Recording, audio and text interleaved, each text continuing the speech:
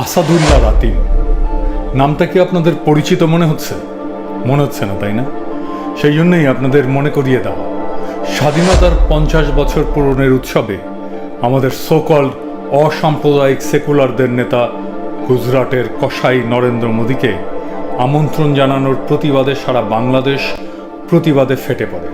ঢাকায় ব্রাহ্মণবাড়িয়ার হাটহাজারীতে চলে গুলি, কয়েক হাজার গ্রেপ্তার হওয়া মানুষ, কয়েকশো গুলি খাওয়া আহত, 18 জন মৃত মানুষের খবর মোটা দাগে মেইন স্ট্রিম মিডিয়ায় ব্ল্যাক আউট করে ফেলা হয়। বিচ্ছিন্নভাবে খবর আসে দু একটা পত্রিকায়, আর রাতিন এই হতভাগ্য 18 জন মৃত মানুষের মধ্যে একজন। বাকিদের কাহিনীও তার মতোই করুন। এই 18 জন তরতাজা মানুষের জীবন কেড়ে নিয়ে হাসিনার নেতৃত্বে গড়া অসাম্প্রদায়িক বাংলাদেশ রক্ষা পেয়েছে বলেই সেকুলার মিডিয়া ব্রাহ্মণবাড়িয়ার খবর ব্ল্যাক আউট করে ফেলে। শুধু তাই না, ব্রাহ্মণবাড়িয়া প্রেস ক্লাব হেফাজতের খবর বর্জন করার নামে এই বর্বর হত্যাকাণ্ডকে মাটি চাপা দিয়ে দেয়। অথচ এই আহত নিহতদের বেশিরভাগই হেফাজতের কেউ নয়। এমনকি আজকের আলোচনার রাতিনের পরিবার আওয়ামী পরিবার, আওয়ামী লীগের সমর্থক। আমিও আওয়ামী লীগ করি, সবাই তো বলে তুই আওয়ামী লীগ করস আর তোর আজকে ঘটনার 1 মাস পরে প্রথম আলো একটা রিপোর্ট ছাপে। আমি আজকে আপনাদের পুরো ঘটনার একটা বর্ণনা দেব, দেখিয়ে দেব প্রথম আলো গুরুত্বপূর্ণ কি কি বিষয় চেপে গেছে। না, আমি প্যারিসে বসে বসে গুগল সার্চ করে ভিডিও বানাইনি। ভিডিওটা বানানো হয়েছে মাঠে সরে জমিনে গিয়ে ঘটনার পিছনের ঘটনা তুলে আনার পরে। আসসালামু আলাইকুম। হ্যাঁ, আচ্ছা, আমি রাতুলের ফ্যামিলিকে খুঁজতে আসছিলাম। আমরা রাতিনের কবর পর্যন্ত যাই। রাতিনের বাবা আর মায়ের দীর্ঘ 2.5 ঘন্টার ইন্টারভিউ আমাদের কাছে আছে।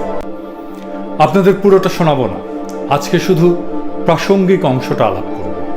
আগে দেখি প্রথম আলো কি রিপোর্ট করেছে। প্রথম আলো লিখছে, 31 মার্চ সদর থানায় এসআই সোহরাব হোসেন বাদী হয়ে 21 জনের নাম উল্লেখ সহ অজ্ঞাতনামা 450 থেকে 500 জনকে আসামি করে মামলা করে। পুলিশের করা এই মামলার এজাহারে 15 নম্বর আসামি হিসেবে রাতিন, বয়স লেখা হয়েছে 25 বছর। এদের বাবার নাম অজ্ঞাত, ঠিকানা সুহিলপুর বলে উল্লেখ করা হয়। এই মামলাটা দেয়া হয় রাতিনের মৃত্যুর পরে, আর রাতিনের বয়স 25 নয়, মাত্র 16, নিতান্তই এক কিশোর। মামলার এজাহারে বলা হয়েছে গত 27 মার্চ বিকেল 3:30 থেকে 5:15 পর্যন্ত কুমিল্লা সিলেট মহাসড়কের সদর উপজেলার নন্দনপুর বাজার বাসস্ট্যান্ড এবং আশেপাশের এলাকায় হেফাজতের কর্মী সমর্থক ও স্থানীয় জনতা রাস্তায় টায়ার, কাঠের গুঁড়ি, ময়লা আবর্জনা ফেলে অগ্নিসংযোগ করে যান চলাচলে প্রতিবন্ধকতা তৈরি করে। তারা সরকার ও পুলিশকে অশ্লীল ভাষায় গালিগালাজ করে স্লোগান দেয়। ওহে পুলিশ, পুলিশকে অশ্লীল গালিগালাজ করে, এটা অভিযোগ? তোমাদের তো পুলিশ একাডেমিতে গালি দেওয়া শেখানো হয়, ঠিক কিনা? যখন লাঠি বন্দুক নিয়ে ঝাঁপায়া পড়ো, কি ভাষা থাকে তোমাদের মুখে? খুব মাইন্ড খাইছো অশ্লীল গালিগালাজ শুনে। তোমাদের তো ঢাকার পিচ্চি পিচ্চি স্কুলের বাচ্চারা গালি দিয়েছিল, ভুলে গেছো? এই যে শোনো।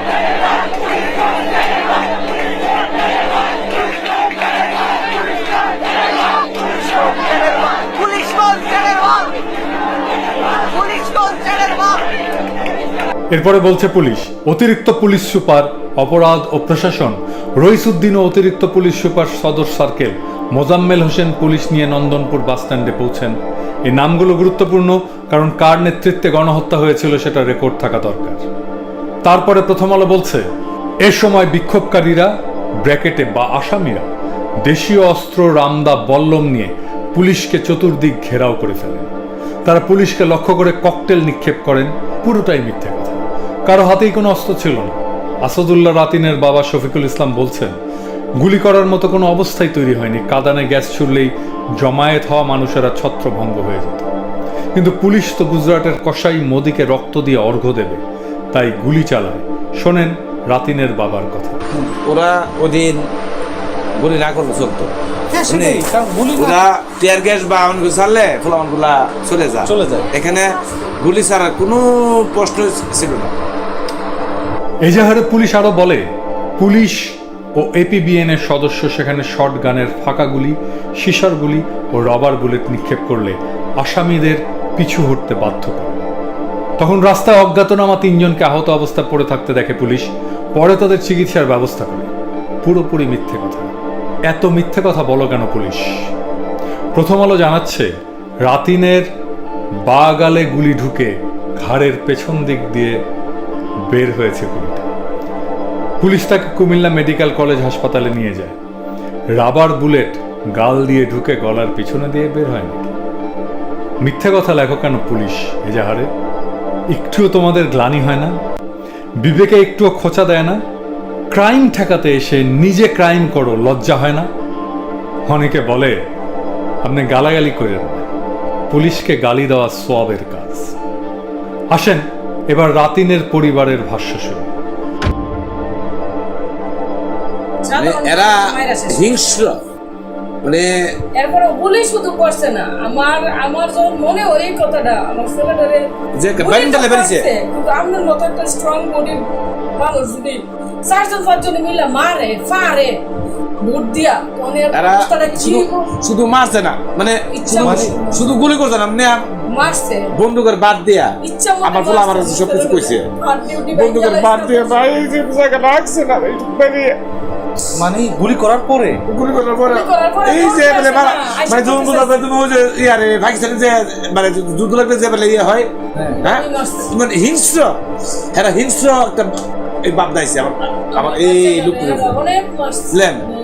মানে বুদ্ধা ভাই জীবন, হ্যাঁ শত্রু নাকি বুদ্ধা ভাই মারছে, মানে বন্ধুকে বাদ দিয়ে বাড়িয়েছে। এবার একটা রুগী গুলি আর রুগী রে যদি বুট দিয়ে ফারে বা এই বন্দুকের বাইরে কি একটা অবস্থা হবে? সে কথা বলতে পারছো? রাতিনের বাবা শফিকুল ইসলাম প্রথম আলোকে বলেন, 27 মার্চ 4:30টার দিকে মায়ের ডায়াবেটিসের ওষুধ আনতে বাইরে গিয়েছিল রাতে। এরপর আর বাড়ি ফিরে আসেনি। ওই দিন বিকেল থেকে রাত পর্যন্ত ছেলেকে হাসপাতাল, থানা সহ বিভিন্ন জায়গায় খোঁজাখুঁজি করেছে, কিন্তু পাননি। পরে জানা যায় সুহিলপুর 3 নম্বর গ্যাস ক্ষেত্র এলাকায় আসাদুল্লাহ গুলিবিদ্ধ হয়। তার বা গালে গুলি ঢুকে ঘাড়ের পেছন দিয়ে বের হয়েছে। পুলিশ তাকে কুমিল্লা মেডিকেল কলেজ হাসপাতালে নিয়ে যায়। রাত 2টা থেকে 2:30টার মধ্যে কুমিল্লা মেডিকেল কলেজ হাসপাতালে একজনকে দিয়ে রাতিন বাড়িতে ফোন করিয়েছে। পরে কুমিল্লা পৌঁছে সেখান থেকে ছেলেকে নিয়ে ঢাকা মেডিকেল কলেজ হাসপাতালে নিয়ে আসেন তারা। 29শে মার্চ রাত 12:55 রাতিন মারা যায়। ঢাকাতেই রাতিনের লাশের ময়না তদন্ত হয়েছে, কিন্তু ময়না তদন্তের কাগজপত্র দেয়া হয়নি। 30শে মার্চ দিবাগত রাত 2টা থেকে 2:30টার দিকে গ্রামে তার লাশ দাফন করা হয়। আমরাও রাতিনের বাবার ইন্টারভিউ নিয়েছি। রাতিনের বাবা প্রথম আলোকে যেই কথা বলেছিল সেই কথা আমাদেরকেও বলেছে, কিন্তু প্রথম আলো সেই কথাগুলো ছাপতে পারেনি। কেন পারেনি সেটা আমরা জানি না, কিন্তু প্রথম আলো যা যা বাদ দিয়ে গেছে তা খুব গুরুত্বপূর্ণ ছিল। প্রথম আলো কি কি বাদ দিয়ে গেছে? রাতিনের বাবা বলেছে, রাতিন গুলিবিদ্ধ হবার পরে রাতিনকে বেধড়ক পিটিয়েছে পুলিশ, রাইফেলের বাট দিয়ে হাড্ডি ভেঙে দিয়েছে রাতিনের। আসুন শুনি রাতিনের বাবা এবং মায়ের কথা। এরপরে গুলি শুধু করছে না, আমার যখন মনে হয় এই কথাটা, আমার ছেলেটারে যে বাইন্ডা লেবেলছে, কিন্তু আপনার মতো একটা স্ট্রং বডি মানুষ যদি 4-5 জন মিলে মারে ফারে বুট দিয়া, এরা শুধু মারছে না, মানে শুধু গুলি করছে না, মানে মারছে বন্দুকের বাদ দিয়া। আমার বলা আমার সবকিছু কইছে, বন্দুকের বাদ দিয়ে ভাই যে জায়গা রাখছে না। পুলিশ রাতিনকে মৃত মনে করেছিল এবং যাদেরকে মৃত মনে করেছিল তাদেরকে পুলিশ লাইনে স্তূপ করে রেখেছিল। এই লাশগুলোকে গুম করার পরিকল্পনা ছিল। শুনুন রাতিনের বাবার কথা। এখান থেকে মনে করেন পুলিশে নিয়ে ফেলাইছে কই পুলিশ লাইনে, এই যে পুলিশ লাইনে কোন আমাদের একটা বড় একটা রুম আছে, এই রুমের এখানে ফালাইছে। ফালাই মনে করেন ফালানোর পরে এরা মনে হচ্ছে সব তো মরে গেছে গা। কেউ এখানে নিয়ে ফেলাইছে এরকম? হ্যাঁ, কয়জন? কেউ এই যেমন 15-16 জন লোক ফেলাইছে, যতজন লোক হেরা ধরতে পারছে, হ্যাঁ যতজন লোক হেরা ধরতে পারছে, গুলি করছে, সব নিয়ে হেরা ওইখানে ফেলাইছে। ব্রাহ্মণবাড়িয়া মনে করেন হেরা নিয়ে মনে করেন হেরা নিয়ে চাইছিল লাশগুলোকে গুম করে লাগবে এরা, মানে ব্রাহ্মণবাড়িয়ার প্রশাসন। এর মধ্যে পুলিশ রাতে দেখে লাশের স্তূপে একজন উঠে বসে আছে। সেইটা দেখে তারা রাতিনকে নিয়ে যায় কুমিল্লা মেডিকেল কলেজের ইমার্জেন্সিতে।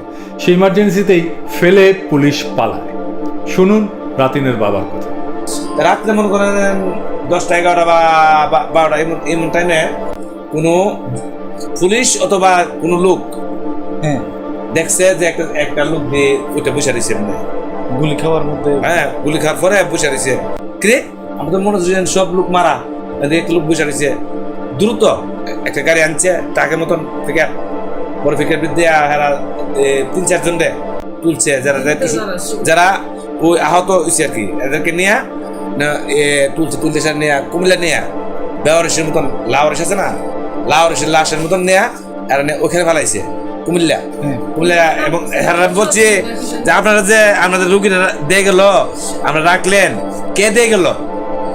লাস্টে হ্যাঁ সাফার পরে আমি তো অন্যরকম অ্যাকশন নিতে বাধ্য হবো। এবার বলছে যে পুলিশ, আমি পুলিশের নাম্বার দেন। হ্যাঁ না, নাম্বার টাম্বার তো নাই। এমনি রুগীর ফালাতে গেছে, হ্যাঁ এমনি ফালাতে কোনো পুলিশ প্রশাসন তো ফালাতে হেরা বাঁকছে। কয়জনকে ওরকম ফালাইছিল ওর সঙ্গে? প্রায় 4-5 জন। 4-5 জন হেরা কুমিল্লা নিয়ে গেছিল। কুমিল্লা মেডিকেল কলেজেই রাতিন কারো ফোন নিয়ে তার বাবাকে ফোন করে।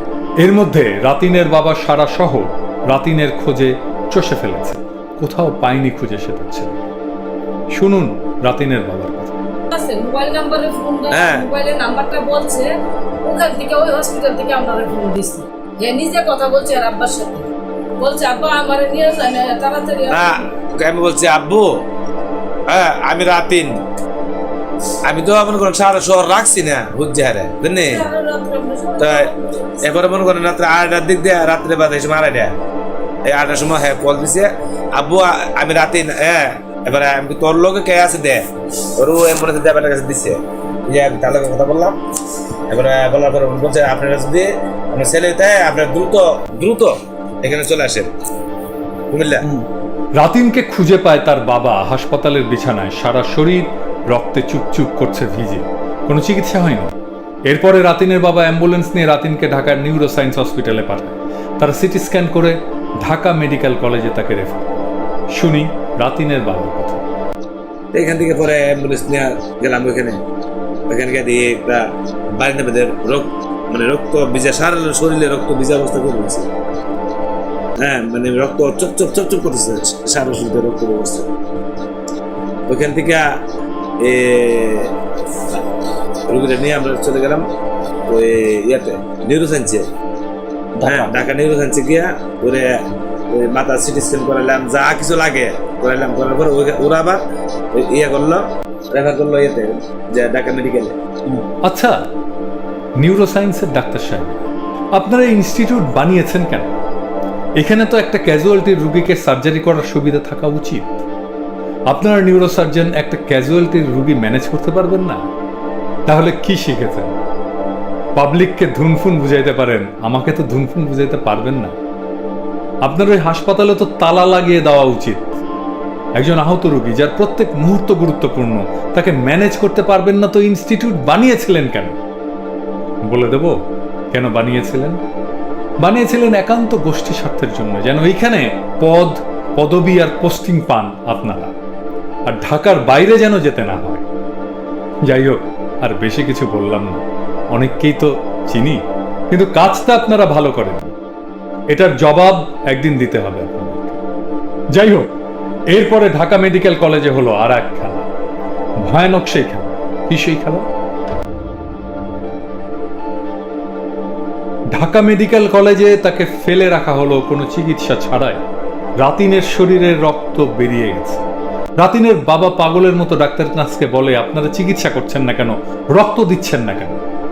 নার্স ফাইলে লাল চিহ্ন দিয়ে ক্রস মার্ক দেখিয়ে বলে, ব্রাহ্মণবাড়িয়ার কেস, কোনো চিকিৎসা দেওয়া যাবে না। কি আশ্চর্য, কি ভয়ানক কথা! চিকিৎসা দেওয়া যাবে না, চিকিৎসা দেওয়া যাবে না একজন গুলি খাওয়া মৃত্যু পথযাত্রী কিশোরকে। এই হাসপাতাল তো ডিনামাইট দিয়ে উড়িয়ে দেওয়া উচিত। আপনারা কোন আইনে একজনকে চিকিৎসা দেবেন না বলে ফেলে রাখতে পারেন? না ডাক্তারি আইনে, না দেশের আইনে, না আন্তর্জাতিক আইনে। কি ভয়ানক মানবাধিকার লঙ্ঘন! কেউ কখনো এই নিয়ে কথা বলে না। শুনি আমরা সেই নিয়ে রাতিনের বাবার কথা। ঢাকা মেডিকেলে নিয়ে গেলাম। ঢাকা মেডিকেলে নেওয়ার পরে ওখানে গিয়ে এত দেখি হজমের অবস্থা। এই বিকেল বেলায় দেখি হ্যাঁ লাল ক্রস মারলো। কি ব্যাপার, আপনি অন্য রোগীর কাছে তো লাল ক্রস দেন না, আপনার করে ব্রাহ্মণবাড়িয়া না? আমি জি ব্রাহ্মণবাড়িয়া। এই কারণে লাল ক্রস, এর মানে লাল ক্রস দিয়ে আমাদের ইয়ে করে দিল, মানে কোনো চিকিৎসা করে দেওয়া হয় নাই। ওরে রক্তর প্রয়োজন, রক্ত দিলে তো সে বাঁচত, তাই না? এখান থেকে আমাকে, আমি অন্য হসপিটালে নিয়ে যাচ্ছি, আমি অন্য হসপিটালে নিয়ে যাই না, তাও দেবে না। মানে লাল ক্রস দিছে, লাল ক্রস প্রতিটা রুগীর পাশে লাল ক্রস দিছে, যাতে ব্রাহ্মণ থেকে এমপি সাহেব বা এমন কোনো লোকে ইয়ে করছে, ওরা যায় আমার প্রতিটা লোকে। রাতিন এই জঘন্য পৃথিবীতে আর থাকিনি। এই পৃথিবীর মায়া ছেড়ে চলে যায় তার পরের দিন চিকিৎসা বঞ্চিত হয়ে, অবর্ণনীয় কষ্ট পেয়ে। বাংলাদেশের সোকল লিবারাল সেকুলারেরা হাঁপ ছেড়ে বাঁচল, মুক্তিযুদ্ধের চেতনা অসাম্প্রদায়িকতা রক্ষা পেল। তোর মুক্তিযুদ্ধের খ্যাতাপুরি, তোর অসাম্প্রদায়িকতার খ্যাতাপুরি। রাতিনের বাবা আমাদের নিয়ে যায় রাতিনের কবরে, পাশে গিয়েই চিৎকার করে কাঁদতে থাকে, মা মা গো। পাশে আর একটা ছোট কবর, ধরে কাঁদছে রাতিনের বাবা। জিজ্ঞেস করতে বলল তার 6 মাসের মেয়ে রাতিনের বোন কিছুদিন পরে নিউমোনিয়ায় মারা যায়। কারণ রাতিনের মৃত্যুর এই ঘটনায় বিপর্যস্ত পরিবার বাচ্চাকে ভালোভাবে দেখাশোনা করতে পারে। এর ওর কোলে থাকতে থাকতে নিউমোনিয়া বাঁধিয়ে মারা যায় মেয়েটা। অনেক চেষ্টা করেছিল রাতিনের বাবা মেয়েটাকে বাঁচানোর, কিন্তু পারেনি। আইসিইউ রাখতে হয়েছিল, কিন্তু মেয়েটাকে শেষ পর্যন্ত বাঁচানো।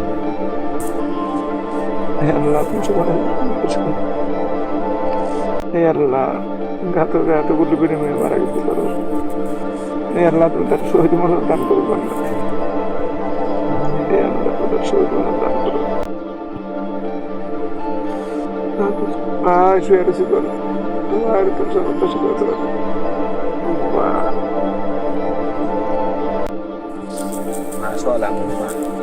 ভালোই হয়েছে, শেখের জমিদারি মুজিবিস্তানের জাহান নামে বেঁচে না থেকে 2 ভাই বোন জান্নাতের পাখি হয়ে খেলা করুক।